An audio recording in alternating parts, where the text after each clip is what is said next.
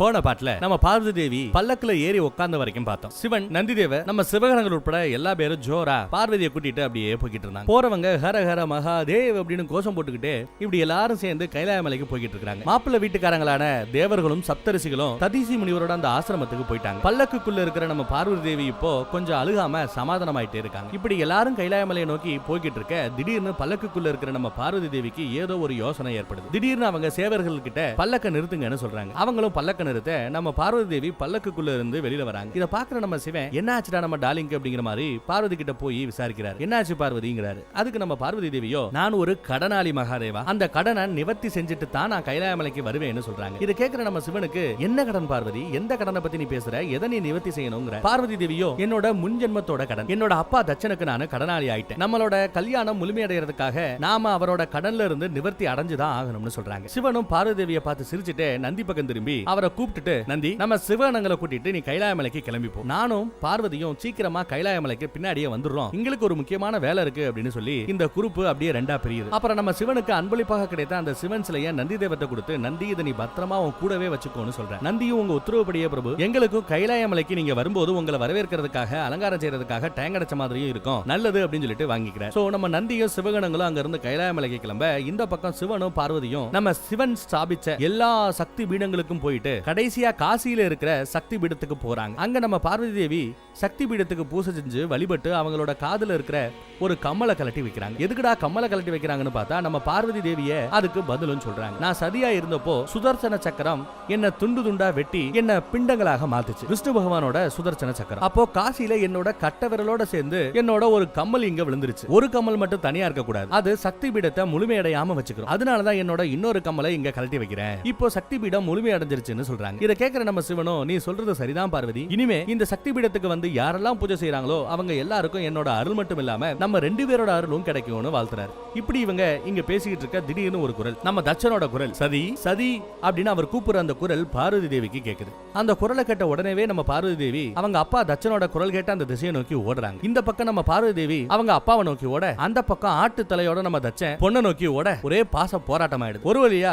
பொண்ணு அப்பா கால்ல விழுந்து ஆசீர்வாதம் வாங்க போறாங்க. அப்போ தட்சன் தான் பொண்ணை கால்ல விழாம தடுத்து, சதி பொறு, நீ என்னோட கால்ல விழ வேண்டிய அவசியம் இல்லை, சதியோட அப்பாவா நான் பண்ண பாவத்துக்கு இன்னும் ஏகப்பட்ட வருஷங்கள் நாங்க பிரயாச்சித்தம் தேட வேண்டி இருக்கு, அது இன்னும் முழுமை அடையல, அப்படி இருக்க பாவப்பட்ட என்னோட கால்ல விழ வேண்டாமா அப்படின்னு சொல்லி தடுக்கிறார். நீ என் கால்ல விழுந்து என்னோட பாவ கணக்கை இன்னும் ஏத்திடாதமா அப்படின்னு கேட்டுக்கிறார். இப்படியாக அப்பாவும் பொண்ணு பேசிக்கிட்டு இருக்க பின்னாடி நம்ம சதிதேவியோட அம்மா பிரசுதி தேவி வராங்க. அவங்க நம்ம பார்வதி தேவியை பார்த்து கட்டுப்பிடிச்சு, உன்னை பார்த்ததுல எனக்கு ரொம்ப சந்தோஷமா, எனக்கு என்னோட எரிஞ்சு கருகுன என் பொண்ணு சதியோட அந்த உடலை பார்த்ததுல இருந்து என்னோட மனசும் அப்படியே தினம் தினம் தீயில கருகிட்டு இருந்துச்சு, என் பொண்ணை நினைக்கும் போதெல்லாம் அந்த கருகுன உடல் தான் என் கண்ணு முன்னாடி வந்து போச்சு, ஆனா இன்னைக்கு உன்னை கல்யாண பொண்ணா தாலியோட குங்குமத்தோட பார்த்ததுல என் கவலையெல்லாம் மறந்து போச்சு, இனி என் பொண்ணு சதியை நான் நினைக்கும் போது உன்னோட ரூபம் தான் எனக்கு வந்து போகும், அந்த வகையில எனக்கு சந்தோஷங்கிறாங்க. தச்சன் கூட இதெல்லாத்தையும் கேட்டுட்டு உங்க அம்மா சொல்றது சரிதான் சதி, எனக்கு உன்னை இப்படி பார்த்ததுல சந்தோஷம், ஆனா நான் நிறைய தப்புகளை செஞ்சு உனக்கு நான் ரொம்பவே கஷ்டத்தை கொடுத்துட்டேன், நான் பண்ண தப்புக்கு எல்லாத்துக்கும் சேர்த்து என்ன மன்னிச்சிடுமா அப்படின்னு மன்னிப்பு கேட்கிறார் பொண்ணுகிட்டே. பார்வதி தேவியோ நானும் தாப்பா நிறைய தப்பு செஞ்சிருக்கிறேன், நிறைய விஷயங்களை பத்தி சரியா புரிஞ்சுக்காம காதலால வெறும் காதலால கண்மூடித்தனமா எதையோ செஞ்சுக்கிட்டு இருந்தேன், அது எல்லாம் தப்புதான்ப்பா அப்படின்னு உணர்ந்து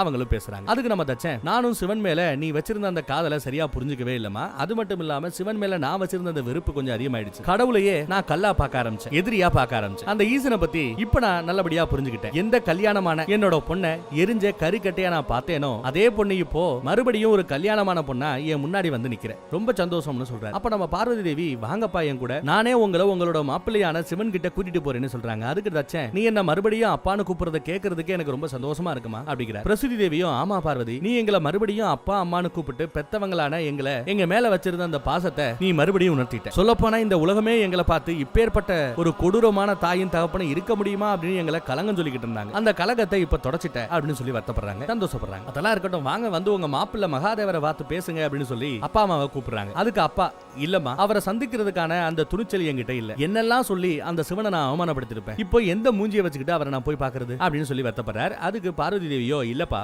நீங்களும் அம்மாவும் எங்க ரெண்டு பேரை இப்ப நீங்க ஆசீர்வதிச்சாகணும், உங்களோட ஆசீர்வாதம் இல்லாம எங்களோட அந்த புது வாழ்க்கையை எங்களால ஆரம்பிக்க முடியாது, மகாதேவர் கருட நிறைஞ்சவருப்பா, நிச்சயம் உங்களை அவர் மன்னிச்சிருவாரு சொல்றாங்க. அப்படியே கட் பண்ணா பாதாளோகத்துல இருக்கிற சும்பே நிசும்பே அந்த ரெண்டு அசுரர்களை காட்டுறாங்க. இவங்களோட சக்தியை பத்தி நாம போன பாட்டுலயே பார்த்தோம். சக்ரியோட யோசனைப்படி தாரகாசுர நம்ம அசுர குருதேவர் அப்புறம் ஐடியா கொடுத்த இந்த சக்ரி இவங்க எல்லாரும் இப்ப பாதாள லோகத்துல அந்த ரெண்டு அரக்கங்களையும் பாக்குறதுக்காக வந்திருக்காங்க. தாரகாசுர தாரகாசுரனை அவங்க ரெண்டு பேரும் பாக்குறானுங்க. அசுர ராஜாவே எங்களை பார்க்க வந்திருக்காரா அப்படின்னு சொல்லி அவருக்கு வணக்கம் வச்சு, உங்களை பத்தி நாங்க நிறையவே கேள்விப்பட்டிருக்கிறோம். நீங்க தான் இப்போ ஒரு அசுரனா இருந்தா கூட சொர்க்கத்தையே கைப்பற்றி சொர்க்கத்தையே ஆட்சி செஞ்சுக்கிட்டு இருக்கீங்களாமே, ரொம்ப சந்தோஷமான விஷயம் இல்லையா அப்படின்னு சொல்லி அவங்க சந்தோஷப்படுறாங்க. ஆனா நீங்க இங்க வரதுக்கான காரணம் என்ன அப்படின்னு விசாரிக்கிறாங்க. அதுக்கு தாரகாசுரன், நீங்க ரெண்டு பேரும் என்ன பத்தி நிறையவே தெரிஞ்சு வச்சிருக்கீங்க, உங்களை பத்தியும் நான் நிறையவே தெரிய வச்சிருக்கேன், உங்களை பத்தி எனக்கு எல்லா மேட்டரும் தெரியும். எல்லாரும் சொல்றபடி உங்களை அந்த தேவர்களாலேயோ இல்ல மனுஷங்களாலேயோ இல்ல யாராலையும் கொல்லவே முடியாதாமே, அப்பேற்பட்ட வரத்தை வாங்கிருக்கீங்களா அப்படின்னு கேக்குறாரு. அதுக்கு சும்பே, நீங்க கேள்விப்பட்டது உண்மைதான், எங்களை யாராலையும் கொல்ல முடியாதுன்னு சொல்றேன். அடுத்து அந்த நிசும்பே, ஆனா யாரும் எங்களை கொல்வதற்கான அவசியம் என்ன இருக்கு, நாங்க இந்த வரத்தை வச்சு யாரோட வம்பு தும்புக்கும் போக மாட்டோம், அழகான பொண்ணுங்களை அடையறதுக்காக மட்டும்தான் நாங்க இந்த வரத்தை வாங்கி வச்சிருக்கோம். எங்களுக்கு ஒரு பொண்ணுங்களை பிடிச்சு போச்சு அப்படின்னா அவ்வளவுதான், அந்த பொண்ணுங்களை நாங்க அடைஞ்சே தீருவோம், அது மட்டும் தான் எங்க வீக்னஸ், மத்தபடி நாங்க உண்டு எங்க வேலை ஒண்ணு இருக்கோம் அப்படிங்கிற மாதிரி பேசுறாங்க. ஆமா நீங்க எதுக்காக வந்திருக்கீங்க அப்படின்ற மேட்டரை சொல்லவே இல்லையே அப்படின்னு கேக்குறாரு. தாரகாசுரனும், உங்ககிட்ட உதவி கேட்டுதாம்பா நாங்க வந்திருக்கிறோம், சொர்க்கத்துல எப்படியோ நான் ஆட்சியை பிடிச்சு என்னோட ஆதிக்கத்தை அங்க செலுத்திக்கிட்டு இருக்கேன், ஆனா சொர்க்கத்தையே சொந்தமா வச்சிருக்கிற அந்த தேவர்கள் என்ன பண்றானுங்க, என்னைக்கு வேணாலும் அந்த சொர்க்கத்தை எங்கிட்ட இருந்து மறுபடியும் தட்டி பறிக்க முயற்சி பண்ணுவானுங்க, அதனால அவங்க அழிக்கிறது, நிரந்தரமாக அழிக்கிறது ரொம்ப முக்கியம். அதுக்கு நான் முயற்சி பண்ணிக்கிட்டு இருக்கிறேன். அந்த தேவர்கள் என்ன பண்றானுங்க, சிவன் பார்வதி கல்யாணத்தை முடிச்சு வச்சு பழையபடி ததீசி முனிவரோட ஆசிரமத்துக்குள்ள போய் செட்டில் ஆயிட்டானுங்க. அந்த ஆசிரமத்துக்குள்ள அவங்க இருக்கிற வரைக்கும் அரக்கர்களால அந்த ஆசிரமத்துக்குள்ள நுழைய முடியாது, அவங்கள எதுவும் செய்ய முடியாது. அப்பேற்பட்ட ஒரு வரத்தை அந்த ததீசி வாங்கி வச்சிருக்கிறார். அதெல்லாம் சரி, எனக்கு இன்னும் புரியல நீங்க எதுக்காக எங்களை தேடி வந்திருக்கீங்கன்னு, ஏன்னா நீங்களும் கிட்டத்தட்ட ஒரு அமரத்துவத்தை வரமா வாங்கினவர் தானே, அப்புறம் என்னன்னு கேட்கிறார். அதுக்கு தாரகாசுரன், ஆமாப்பா ஆமா, வரமெல்லாம் வாங்கினது உண்மைதான், ஆனா வழி காட்ட வேண்டிய ஒருத்தரை என்னோட வழியில தடையா வந்து நிற்கிறார், இதோ நிற்கிறாரே என்னோட அசுர குருதேவர், அவரு அந்த சிவனுக்கு ஒரு சத்தியத்தை வேற செஞ்சு கொடுத்திருக்கிறார், இனிமே தாரகாசுரன் உங்க வழிக்கு வரமாட்டான் அப்படின்னு சத்தியம் செஞ்சு கொடுக்கிறார், அதனால இனிமே என்னால தேவர்களை போய் அட்டாக் பண்ணவும் முடியாது, இந்த பக்கம் சதி சிவனை அவங்க கூட போய் வம்புலுக்கவும் முடியாது, எனக்கு உங்களோட உதவி தேவை அப்படின்னு கேட்கிறார். உடனே அந்த பசங்க, உதவி எல்லாம் செய்யலாம், ஆனா பதிலுக்கு எங்களுக்கு என்ன கிடைக்கும் அப்படின்னு கேட்கறாங்க. அப்பதான் நம்ம சக்ரி அரக்கறக்கல்ல, அவன் நம்ம பிளான் ஒர்க் அவுட் ஆகுதுங்கிற மாதிரி, உங்களுக்கு பொண்ணுங்க வீக்னஸ் இருக்குன்னு சொன்னீங்க, இப்போ நாங்க கேட்கிற விஷயத்தை நீங்க பஞ்சு கொடுத்துட்டீங்கன்னா, நாங்க கேட்கிற அந்த விஷயத்தை நீங்க சிறப்பா செஞ்சு கொடுத்துட்டீங்கன்னா, சொர்க்கலோகத்துல எவ்வளவு அழகழகான அப்சரைகள்லாம் இருக்காங்கன்னு தெரியுமா, அவங்க எல்லாரையும் உங்களுக்கு அடிமைகளா நாங்க வித்துருவோம் அப்படின்னு சொல்றேன், ஃப்ரீயாவே கொடுக்குறோங்கிறாங்க. அதை கேட்டதா அந்த ரெண்டு பசங்க சந்தோஷம், சூப்பர், இது எங்களுக்கு ஓகே, ஆனா உங்களுக்கு உதவி செய்ய நாங்க ரெண்டு பேரும் பெரிய ஜாம்பா வாங்கி நாங்கெல்லாம் தேவையில்லை, எங்களோட சேனாதிபதியே போதும், அவனை கூப்பிட்டு விடுறோம்னு சொல்லிட்டு கூப்பிட்டு விடுறாங்க. ஒரு நீளமா பொட்டு வச்சிருக்கிற அந்த சேனாதிபதி வர, இவன் பேரு தும்ரலோஷன். ஓ தும்ரலோசனா, இவனை பத்தி நானும் நிறைய கேள்விப்பட்டிருக்கேன் அப்படிங்கிறாரு தாரகாசுரன். கூடவே பார்வதியை அழிக்கிறதுக்கான ஒரு பிளானும் போடுறேன், அது மட்டும் இல்லாம நீங்க ரெண்டு பேரும் ரொம்ப அழக விரும்புறவங்க இல்லையா, உங்ககிட்ட நான் ஒரு முக்கியமான விஷயத்தை சொல்லி ஆகணும், சிவனோட பத்னியான பார்வதி தேவியை விட ஒரு அழகான பொண்ணை இந்த உலகத்துல யாராலையுமே பார்க்க முடியாது, அவள் அழகுக்கெல்லாம் அழகி, அப்படி இப்படின்னு பார்வதி தேவியை வர்ணிச்சு இவங்க ரெண்டு பேரை தூண்டி விட பாக்குறாரு. இவ்வளவு நேரம் பொறுமையா இருந்த நம்ம அசுர குருதேவரோ பார்வதி தேவியை பத்தி இவன் இப்படி பேச ஆரம்பிச்சதும் டென்ஷன் ஆயிராரு. ஆனா இந்த மடையன் தாரகாசுரனை எப்படி நிறுத்துறதுங்கிறது அவருக்கு தெரியல. தாரகாசுரன் சொல்றத கேட்க கேட்க கேட்க அந்த நிசும்பே விசும்பே அவங்க ரெண்டு பேருக்கும் பார்வதி அடையணுங்கிற அந்த ஆசை வருது. ஒன்னும் பிரச்சனை இல்ல, சொர்க்கலோகத்தில் இருக்கிற அத்தனை பொண்ணுங்களோட சேர்த்து இந்த பார்வதியை நாங்க அடைஞ்சிருவோம் அப்படின்னு அவங்க ரெண்டு பேரும் முடிவு பண்றாங்க. நீங்க கவலைப்படாம போங்க ராஜா, நாங்க எல்லாத்தையும் பாத்துக்கிறோம், தேவர்களை அழிக்கிறோம், பார்வதியை போட்டு தள்ளுறோம், இந்த மூன்று உலகமும் நமக்கு அடிமையாயிடும் அப்படின்னு சொல்லி சிரிக்கிறாங்க. அந்த பக்கம் பார்த்தா காசியில பார்வதி தேவி தட்சனையும் தன்னோட அம்மாவையும் மகாதேவர் கிட்ட கூட்டிட்டு போறாங்க. ஆட்டு தலையோட இருக்கிற தட்சன் நம்ம சிவன் கிட்ட, நான் செஞ்ச தப்புக்கு உங்ககிட்ட மன்னிப்பு கேட்கறதுக்காக அந்த அருகதை கூட, மன்னிப்பு கேட்பதற்கான அந்த அருகதை கூட எனக்கு இல்லங்கிறது தெரியும், ஆனா நீங்க தேவர்களுக்கெல்லாம் தேவரான மகாதேவர், ரொம்பவும் கருணை நிறைஞ்சவர், எதிரிகளை கூட நீங்க மன்னிச்சிருக்கீங்க, இன்னைக்கு நான் உங்க கால்ல விழுந்து நான் செஞ்ச தப்புகளுக்கு எல்லாத்துக்கும் சேர்த்து ஒட்டுமொத்தமா மன்னிப்பு கேட்கிறேன் அப்படின்னு கைகூப்பி கேட்கிறேன். உங்க பக்தர்களோட கவலையையும் கஷ்டங்களையும் உங்க கஷ்டமா எடுத்துக்கிட்டு அதுக்கான நிவாரணத்தை நீங்க சீக்கிரம் அவங்களுக்கு கொடுக்குறீங்க, மகாதேவரே உங்களோட கருணையும் கிருபையும் எல்லையே இல்லாததுங்கிறத இப்ப நான் உணர்ந்துட்டேன் அப்படின்னு அவர் பேசிக்கிட்டே இருக்க, இதை எல்லாத்தையும் கேட்டுட்டு இருக்கிற நம்ம சிவன் அவர் பாட்டுக்க பேசாம நிக்கிறார். அதை பாக்குற பார்வதி தேவி, சிவனே உங்ககிட்ட ஒரு வேண்டுகோள், என்னோட அப்பா அம்மாவை அவங்க செஞ்ச அந்த பாவத்துக்காக தயவு செஞ்சு நீங்க மன்னிச்சிடுங்க பிரபு, இந்த வேண்டுகோளை நீங்க என் புருஷங்கிற அந்த உரிமையில கேட்கல, உங்களோட பக்தங்கிற அந்த உரிமையில கேட்கிறேன், உங்களை கடவுளா நினைச்சு கேட்கிறேன், தயவு செஞ்சு மன்னிச்சிடுங்க அப்படின்னு சதியோட மறுபிறவியான இந்த பார்வதியே கேட்கிறாங்க. சிவன் எதுவும் சொல்ல வரதுக்கு முன்னாடியே தட்சன் நம்ம சிவன் கிட்ட, பிரபு நான் ஆதி சிவனான உங்க கூட என்னோட பொண்ணு ஆதி சக்தியை சேர்த்து நிக்க வச்சு உங்க ரெண்டு பேருக்கும் பூஜை செய்யணும்னு ஆசைப்படுறேன், அதுக்கு எனக்கு அனுமதி கொடுங்க, உங்களுக்கு பூஜை செஞ்சதுல என்னோட பாவம் போயிரும்னு நான் நினைக்கிறேன் மாதிரி ஃபீல் பண்றாரு. பிரசுதி தேவியும் அந்த அனுமதியாவது கொடுங்க பிரபு அப்படின்னு மறுபடியும் கேட்க சிவனும் சரின்னு சொல்லிடுறாரு. சோ தட்சன் ஆதி சக்தியையும் ஆதி சிவனையும் சேர்த்து நிக்க வச்சு மலர் தூவி ஆரத்தி எடுத்து பூஜை செஞ்சு கைகூப்பி வணங்குறாரு. ஒரு வழியா தட்சன் பூஜை செஞ்சு முடிச்சதும் சிவன் அவரோட கையை நீட்டி ஒரு பால் மாதிரி ஒரு ஒளி வெளிச்சத்தை, ஒரு சக்தியை தட்சனோட ஆட்டு தலை மேல விடுறாரு. அது அப்படியே தட்சனோட ஆட்டு தலைக்குள்ள போக அடுத்த கணம் பார்த்தா தட்சன் அவரோட அந்த ஒரிஜினல் முகத்தை அடைஞ்சிடறாரு. இத பாக்குற பார்வதி தேவியும் பிரசுதி தேவியும் ரொம்பவே சந்தோஷப்படுறாங்க. தட்சனும் பிரசுதி தேவியும் சிவனை கைகூப்பி வணங்குறாங்க. ஆஹா ஆஹா ஆஹா, அருமை அருமை அப்படின்னு சந்தோஷத்துல இடத்துல கைகூப்பி வணங்குறாங்க. அடுத்து அந்த இடத்துல நம்ம சிவன் உட்கார்ந்து தியானம் செஞ்சுக்கிட்டு இருக்க. அவரோட காலடியில நம்ம தச்சன் உட்கார்ந்து சிவனோட நாமத்தை ஓம் நமச்சிவாயா ஓம் நமச்சிவாயா அப்படின்னு சொல்லி ஜபிச்சுக்கிட்டு இருக்க. பிரபஞ்ச அதிபதி தச்சன் சதா காலமும் சிவனை பழிச்சிட்டே இருந்த தச்சன் இப்படி மாறி போயிட்டானே அப்படின்னு யோசிக்கிறாங்க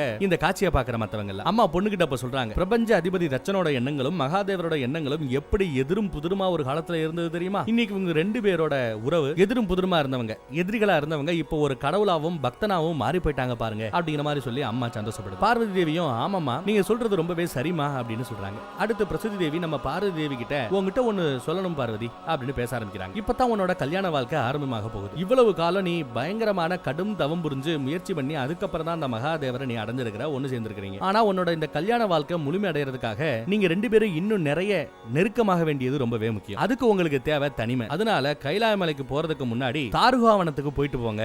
அங்கதான் கணவன் மனைவியான உங்களுக்கு வேண்டிய அந்த தனிமை கிடைக்கும் அப்படின்னு சொல்றாங்க. பிரசுதி தேவி சொன்னபடியே நம்ம சிவனும் பார்வதி தேவியும் அந்த தாருக் வனத்துக்கு போறாங்க. அந்த வனம் அப்படியே ஒரு பூந்தோட்டம் மாதிரி ஃபுல்லா பூச்செடிகளா இருக்கு. பார்வதி தேவி இந்த வனத்துல இருக்கிற பூக்களோட அழகை ரசிச்சு பார்த்துட்டு அங்க அழகா ஒரு பூ மேல பட்டாம்பூச்சி வந்து உட்காரும். அதை பிடிக்கலாமேன்னு பார்வதி தேவி வரும்போது அந்த பட்டாம்பூச்சி பறந்து போயிடும். இப்படியே தேவி வனத்தோட அழகை ரசிச்சுக்கிட்டே இருக்க நம்ம சிவன் தூரமா நின்னு தேவியை ரசிச்சு பார்த்துக்கிட்டு நிக்கிற. அப்ப தேவி சிவன் கிட்ட, சுவாமி இந்த பூக்களை எல்லாம் பாருங்க எவ்வளவு அழகா இருக்குது இல்ல அப்படின்னு கேக்குறாங்க. அதுக்கு நம்ம சிவன் பூக்களை ரசிச்சுக்கிட்டு இருக்கிற நம்ம பார்வதி தேவி கிட்ட வந்து, உன்னோட அழகுக்கு முன்னாடி எனக்கு வேற எந்த ஒரு அழகும் தெரியலையே அப்படிங்கிற. பாத்தீங்களா பிரபு, இயற்கை தான் அழகு, இயற்கையை மிஞ்சின ஒரு அழகு இல்லைன்னு சொன்ன உங்களையே காதல் எப்படி எல்லாம் மாத்திடுச்சு பாத்தீங்களா அப்படின்னு கேட்டு நமஸ்காரம் பண்றாங்க அவங்க. சிவனோ பார்வதியோட அந்த தோல் மேல கை வச்சு அவரு பக்கம் அவங்களை திருப்பி, கொஞ்சம் என்னையும் பாருங்க, இயற்கையவே பாத்துக்கிட்டு இருக்கீங்க, புருஷனையும் கொஞ்சம் கவனிங்க டாலிங்கிற மாதிரி பார்வதி தேவியை நெருங்க வர அவங்க சுவாமின்னு ஒரு வார்த்தை சொன்னதுக்கே நம்ம சிவன் 2 ஸ்டெப் பின்னாடி போய் நிக்கிறார். அப்ப பார்வதி தேவி கேக்குறாங்க, இப்படியே நீங்க எப்பவுமே ஒண்ணுமே தெரியாத மாதிரி தான் இருப்பீங்களா அப்படின்னு சிரிச்சுக்கிட்டே கேட்க, நீங்க கொஞ்ச நேரம் இந்த பூக்களை ரசிக்கிட்டு இருங்க, நான் இப்ப வந்துறேன்னு சொல்லிட்டு பார்வதி தேவி அங்க இருந்து கிளம்பிடுறாங்க. ஆனா சிவன் பூக்களை ரசிக்காம தேவி எப்போ வருவா அப்படின்னு தேடிக்கிட்டு இருக்க. சிவ சக்தியோட சங்கமத்துக்காக நம்ம சிவனே அழகா பூக்களாலேயே ஒரு மேடையை ரெடி பண்ணிட்டு இருக்க. அப்ப நம்ம தேவி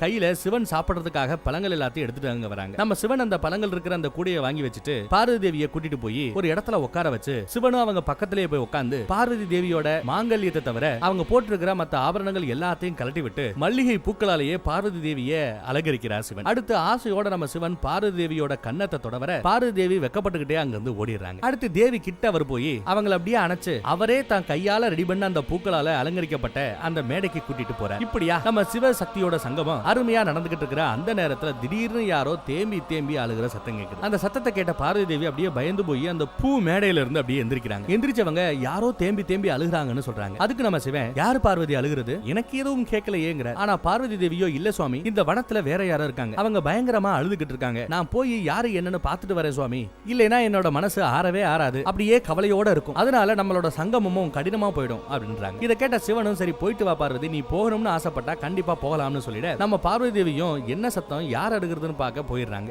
என்னடா மறுபடியும் சிவசக்தியோட சங்கமத்துல தடையா யாராது அப்படின்னு நம்ம யோசிக்கும் போது நம்ம சிவன், போ பார்வதி நீயே போய் பாரு, எந்த வனத்துல அழகும் காதலும் நிறைஞ்சு இருக்குன்னு நீ நம்புனையோ அந்த வனத்துல காதல் முழுமையடைகிறதுங்கிறது கடினமான விஷயம் மட்டும் இல்ல, அது நடக்காத காரியம்னு சொல்ற. நம்ம சிவன் ஏன் இப்படி சொல்கிறார், அப்புறம் எதுக்கு இந்த பார்வதி தேவியை இந்த வனத்துக்கு அவர் கூப்பிட்டு வந்திருக்கிறாரு நமக்கு ஒன்னும் புரியல. கட் பண்ணா ததீசி முனிவரோட ஆசிரமத்துக்கு வெளியில அந்த சும்பே நிசும்பனோட சேனாதிபதி சும்ரலோசன் தேவர்களை எதிர்த்து அவனோட தாக்குதலை ஆரம்பிச்சிட்டான். அவனை பார்த்ததும் தேவர்கள் எல்லாம் பயப்படுறாங்க. அவனோட வாயில இருந்து ஏதோ ஒரு கருப்பு கலர்ல ஒரு வாயு காத்த வெளியில விடுறான். என்னடா ததீசி முனிவரோட ஆசிரமத்துக்குள்ள தேவர்கள் பாதுகாப்பா தான் இருப்பாங்க, அசுரர்களால அங்க வர முடியாதே அப்படின்னு பார்த்தா அசுரர்கள் வர முடியாது. ஆனா அவன் வெளிவிட்ட அந்த கெட்ட வாயு காத்துல அப்படியே கலந்துற காத்தோட காத்தா அது ததீசி முனிவரோட ஆசிரமத்துக்குள்ளேயும் என்றாகுது. ததீசி முனிவர் அங்க தவத்துல இருக்க. தேவர்களாகிய அங்க இருக்கிறவங்க எல்லாராலையும் அந்த காத்த சுவாசிக்க முடியல, ரொம்ப மூச்சு பிடிச்சு அடைச்சுக்கிட்டு இருக்கு. சுவாசிக்க காத்து கிடைக்காம அப்படியே செத்துருவாங்க போல. அந்த நிலைமையில எல்லா தேவர்களும் தவ செஞ்சுக்கிட்டு இருக்கிற நம்ம ததீசி முனிவரை சரணடைறாங்க. முனிவரே எங்களை காப்பாத்துங்க, எங்களால சுவாசிக்க முடியல அப்படின்னு தேவர்களோட கதறல் கேட்டு ததீசி முனிவரும் பயங்கர கோபத்தோட அவரோட தவத்துல இருந்து கண்ணை திறக்கிறார். அங்க கட் பண்ணி இங்க யாராவது அழுகிறது, சிவன் பார்வதியோட சங்கமத்தை தடுத்தது யாருன்னு பார்த்தா அந்த வனத்துல ஒரு நதிக்கரையில 6-7 ரிஷி பத்தினிக, அதாவது ரிஷிகளை கல்யாணம் பண்ண பொண்டாட்டிக எல்லாரும் நதிக்கரையில உட்கார்ந்து பானையில தண்ணி எடுத்துக்கிட்டே ஓன்னு அழுது ஒப்பாரி வச்சுக்கிட்டு இருக்காங்க. இவங்க எல்லாரும் ஏன் இப்படி அழுகுறாங்கன்னு யோசிச்சுக்கிட்டே பார்வதி தேவி மறைஞ்சு நின்னு இந்த ரிஷி பத்தினிக என்ன பேசிட்டு இருக்காங்க அப்படிங்கறத பாக்குறாங்க. அவங்க அப்படியே தண்ணி எடுத்துட்டு அந்த நதிக்கரையில இருந்து கிளம்புறாங்க. வராங்க. தேவியும் அவங்கள ஃபாலோ பண்ணிட்டே என்ன நடக்குதுன்றத நோட் பண்றாங்க. பார்த்தா அந்த ரிஷி பத்தினிகள் எல்லாரும் அவங்களோட புருஷங்களுக்கு பாத பூஜை செஞ்சு மலர் தூவி ஆரத்தி எடுத்து ஒரு கடவுளாவே கும்பிடுறாங்க. இப்படி இந்த ரிஷி பத்தினிகள் பூஜை செஞ்சு முடிச்சதுக்கு அப்புறமா அந்த ரிஷி, நீங்க எல்லாரும் உங்க புருஷனான எங்களை இப்படி பூஜை செஞ்சு வழிபடுறதுனால எங்களுக்குள்ள தெய்வீக சக்தி உருவாகுது. இப்ப நீங்க இந்த வனத்துல மட்டும்தான் எங்களை பூஜிக்கிறீங்க. இன்னும் கொஞ்சம் காலத்துக்கு அப்புறம் இந்த உலகமே எங்களை தெய்வமா கும்பிட ஆரம்பிச்சிரும்னு அந்த ரிஷி வாய்க்கு வந்ததெல்லாம் பேசிக்கிட்டு இருக்க, இன்னொரு ரிஷி அங்க ஓடி வந்து, ரிஷிகளே, மகாதேவர் அவரோட மனைவி பார்வதி தேவி கூட இந்த வனத்துக்கு வந்திருக்கிறார் அப்படின்னு அந்த நியூஸ சொல்றாப்ல. இத கேக்குற அந்த ரிஷி புருஷர்கள் எல்லாம், யோ, நாங்க எல்லாரும் இங்க இருக்கும்போது வேற யாரையோ மகாதேவர்னு சொல்ற? இந்த தாருக்கு வனத்தோட தேவர்கள் நாங்க தான். அந்த மகாதேவன் ஒண்ணும் கிடையாது. முதல்ல அந்த ஆளு இந்த தாருக்கு வனத்தோட கடவுள்களான எங்க கிட்ட கேட்காம எப்படி எங்க எல்லைக்குள்ள வந்தா? வாங்க நாம எல்லாரும் போய் அந்த ஆள் கிட்ட என்ன ஏதுன்னு கேட்டு வரலாம்னு சொல்லிட்டு இந்த ரிஷி புருஷர்கள் எல்லாரும் அங்க இருந்து கிளம்பிடுறாங்க. தன்னைத்தானே கடவுளா நினைச்சு சுத்திக்கிட்டு இருக்கிற அந்த ரிஷிகள் எல்லாரும் போனதுக்கு அப்புறமா இதுவரைக்கும் மறைஞ்சே நின்னுகிட்டு இருந்த நம்ம பார்வதி தேவி அந்த ரிஷி பத்னிகள் கிட்ட போறாங்க. பார்வதி தேவியை பார்த்து, என்ன வேணும், ஏதாவது உதவி தேவையா அப்படின்னு விசாரி. யாரு நீங்க என்ன கேக்குறாங்க. அதுக்கு நம்ம பார்வதி தேவியோ, என்னோட பேரு பார்வதி, நான் மகாதேவரோட பத்தினி அப்படின்னு சொல்றாங்க. இத கேட்ட அந்த ரிஷி பத்தினிகள் எல்லாரும் ரொம்ப சந்தோஷப்பட்டு பார்வதி தேவியோட காலை தொட்டு ஆசீர்வாதம் வாங்கி, இது எங்களோட பெரிய பாக்கியம் தேவி, ரிஷி பத்தினிகளான நாங்க உங்களையும் மகாதேவரையும் தாருக்கு வனத்துக்கு வரவேற்கிறதா சொல்றாங்க. அடுத்து நம்ம பார்வதி அந்த பொண்டாட்டிமார்கள் கிட்ட, ஏன் நீங்க எல்லாரும் உங்களோட புருஷர்களை கடவுளா நினைச்சு வழிபடுறீங்க அப்படின்னு கேக்குறாங்க. அதுக்கு அந்த ரிஷி பத்தினிகளோ எல்லாரும் என்ன பதில் சொல்றதுன்னு தெரியாம முழிக்கிறாங்க. அப்படியே கட் பண்ணா இங்க இருந்து கிளம்பின அந்த ரிஷி புருஷர்கள் எல்லாரும் நம்ம சிவன் கிட்ட போய், மகாதேவரே, இங்க இருக்கிற தெய்வங்கள் கிட்ட கேட்காம நீங்க இந்த தாருக்கு வனத்துக்குள்ள வந்திருக்க கூடாது அப்படிங்கிறாங்க. சிவனோ, சரிதான் ரிஷிகளே, ஆனா இந்த வனத்தோட தெய்வம் யாருன்னு சொல்லுங்க, அவர்கிட்டயே நான் பர்மிஷன் வாங்கிக்கிறேன்னு சொல்றேன். அதுக்கு ரிஷி புருஷர்கள் எல்லாரும் கோரஸா நாங்க தான் அப்படின்னு சொல்ல, நம்ம சிவன் சிரிச்சுக்கிட்டே, ஓ, நீங்க எல்லாருமே வா, அப்ப எனக்கு ஒரு விஷயத்தை சொல்லுங்க, சாதாரண ரிஷிகளா இருக்கிற உங்களை தெய்வமா மாத்துனது யாருன்னு கேக்குற. சிவனோட அந்த கேள்விக்கான பதில இந்த பக்கம் ரிஷி பத்தினிகள் பார்வதி தேவி கிட்ட சொல்றாங்க. நாங்க தாங்க எங்க புருஷமார்களை தெய்வங்களா மாத்தணும். எங்களோட பூஜைகளாலையும் அர்ச்சனைகளாலையும் புருஷ மேல எங்க கிட்ட இருக்கிற அந்த பத்தினி உண்மையினாலையும் பக்தியினாலையும் நாங்க தான் அவங்கள சாதா புருஷங்களா இருந்தவங்கள தெய்வ புருஷங்களா மாத்தணும்னு சொல்றாங்க. அடுத்து சிவன் கிட்ட அந்த ரிஷி புருஷர்களோ, முன்னாடி எல்லாம் எங்க பொண்டாட்டிமார்கள் எல்லாம் மகாதேவரான உங்களை தான் கடவுளா நினைச்சு பூஜை செஞ்சு வழிபட்டு இருந்தாங்க. ஆனா இப்போ உங்களை மனசுல இருந்து தியாகம் செஞ்சுட்டு எங்களை மட்டும் தான் கடவுளா நினைச்சு எங்க பொண்டாட்டிமார்கள் எல்லாம் வழிபடுறாங்கன்னு சொல்றாங்க. இந்த ரிஷி புருஷர்கள் சொல்றதுக்கு அப்படியே மாற்று கருத்தா ரிஷியோட பத்தினிகள் எல்லாரும் பார்வதி தேவி கிட்ட, இல்ல தேவி, நாங்க எங்களோட புருஷங்களை பூஜிக்கிறதுக்கான காரணம் அவங்க மேல இருக்கிற அந்த காதல்னால தான். ஆனா அந்த பயல்க அதை தப்பா புரிஞ்சுக்கிட்டு ரொம்ப அகங்காரம் பிடிச்சு போய் தன்னைத்தானே தெய்வமா பார்க்க ஆரம்பிச்சிட்டாங்க. நாங்களா விருப்பப்பட்டு செஞ்சுக்கிட்டு இருந்தோம், இப்போ கட்டாயத்தின் பேர்ல நாங்க செஞ்சுக்கிட்டு இருக்கிறோம், வேற வழி இல்ல எங்களுக்கு. அது மட்டும் இல்ல தேவி, எங்க புருஷங்களை தவிர வேற எந்த கடவுளையும் எங்களால பூஜை செய்ய முடியாது. ஆனா உண்மையை சொல்லணும்னா நாங்க எல்லாரும் அந்த மகாதேவரோட பக்தர்கள், அவங்கள தான், அந்த சிவனை தான் நாங்க கடவுளா பாக்குறோம்னு சொல்றாங்க. பட் விதி இப்போ எல்லாமே மாறி போய் இஷ்டத்துக்கு நடந்துகிட்டு இருக்குன்னு சொல்லி வருத்தப்படுறாங்க. அடுத்து என்ன ஆகும்? இவர்களோட இந்த பஞ்சாயத்தை, இந்த பிரச்சனையை யாரு முடிச்சு வைக்க போறாரு? சிவன் முடிச்சு வைக்க போறாரா, இல்ல பார்வதி தேவி முடிச்சு வைக்க போறாங்களா, இல்ல அவங்க சொல்ற இந்த தீர்வை இந்த புருஷ முஞ்சாதிக கேட்கத்தான் போறாங்களா? என்ன நடக்க போகுதுங்கிறத பொறுத்திருந்து அடுத்த எபிசோட்ல பார்ப்போம். தேங்க்யூ.